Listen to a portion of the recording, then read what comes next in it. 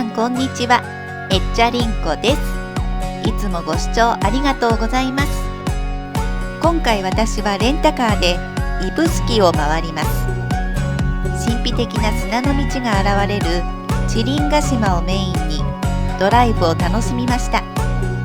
最後までどうぞお楽しみください。指宿に向かう前にコーヒータイム、海沿いのおしゃれなカフェに入りました。朝の開店直後だったので貸し切り状態。景色も良く人気のお店のようです。エスプレッソにスコーン、バナナブレッドをいただきました。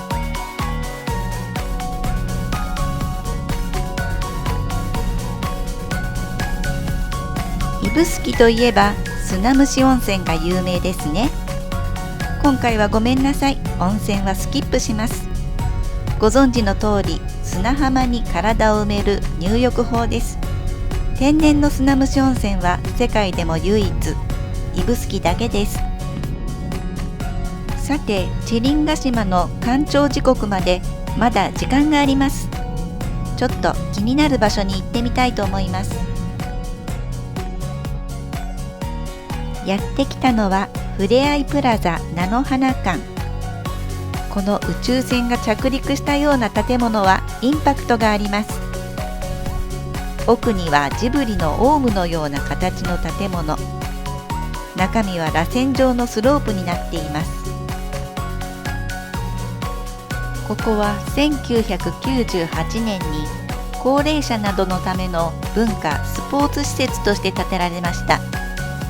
毎年1月に行われる指宿菜の花マラソンのスタート地点もこの近くのようです。残念ながら現在はこちらのプールのように使われていない部分もあるようですね。設計は鹿児島出身の世界的建築家高崎正治です。観光で来る場所ではないかもしれませんが、建築や写真撮影のお好きな方には面白いスポットだと思います。さあ、砂の道はもうできているでしょうか。目の前のお山は魚見岳。ハワイのダイヤモンドヘッドに似ています。少し駐車場から歩きましょう。今日砂の道が消えるのは13時40分。13時10分には島を出ないといけないようです。知林ヶ島は錦江湾に浮かぶ無人島です。陸と島がつながるということで、縁結びの島としても有名です。砂の道チリリンロードは3月から10月にかけて干潮時に出現します。情報は指宿市の観光サイトで確認することができます。約800メートルの砂の道は片道30分ぐらい。思いのほか体力を消耗します。島にはトイレや自動販売機もありません。飲み物持参をおすすめします。砂の道を渡りきって右手の岩場を進むと展望台に行く階段があります。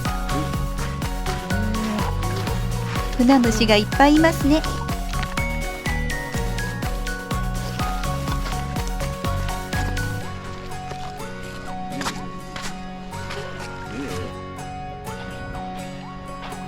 あそこから登るようですね。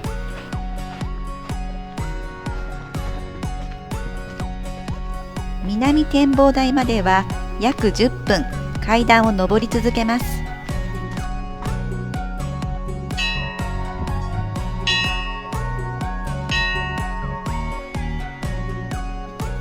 展望台からは砂の道と目の前の魚見岳、そして指宿の市街地を見渡すことができます。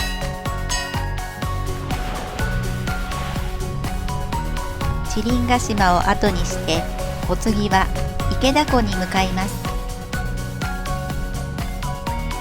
池田湖に着きました。向こうに見える美しい山は開聞岳、薩摩富士とも呼ばれています。